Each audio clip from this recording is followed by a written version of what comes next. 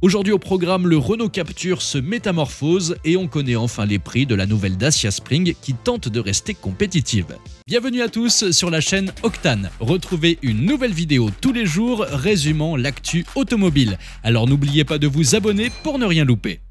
Chez Renault, ils ont décidé de se débarrasser des courbes douces et d'enfiler un débardeur moulant. Voici le Renault Captur qui se présente à vous avec une nouvelle gueule entièrement redessinée.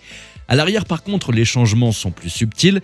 Les phares arrière ont revêtu une nouvelle robe transparente et le diffuseur a subi une cure de jouvence. À l'intérieur, vous serez accueilli par un écran central flambant neuf équipé de la dernière technologie Open Air Link de Renault et du système d'exploitation Android Automotive 12. Et pour couronner le tout, Renault a ajouté un nouvel écran d'instrumentation numérique. Renault a tout donné pour que le Captur se hisse d'un cran en termes de classe. Ils ont même ajouté plusieurs options haut de gamme comme cette sono Harman Kardon avec 9 haut-parleurs et des mélodies concoctées par Jean-Michel Jarre pour vous accueillir dans l'habitacle. L'artiste s'est même chargé de composer la symphonie de la motorisation hybride.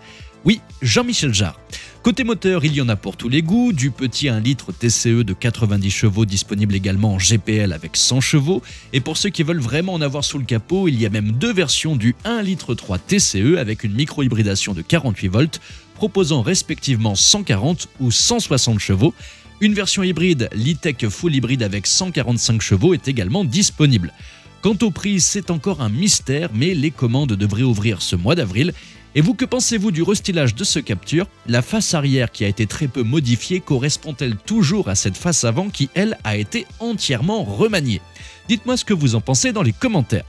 Si vous pensiez que la Dacia Spring était à la traîne, détrompez-vous. Cette petite citadine électrique, interdite de bonus écologique chez nous, a subi une grosse métamorphose en ce début d'année 2024.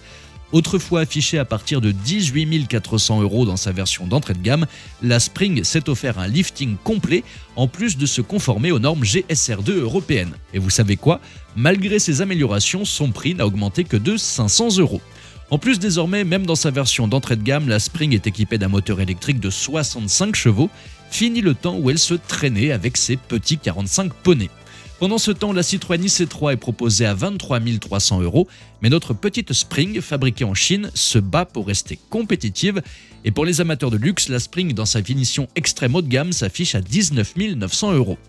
Maintenant, reste à savoir si elle peut rester compétitive face à la IC3, qui, elle, bénéficie du bonus écologique et dont le prix tombe à 19 300 €.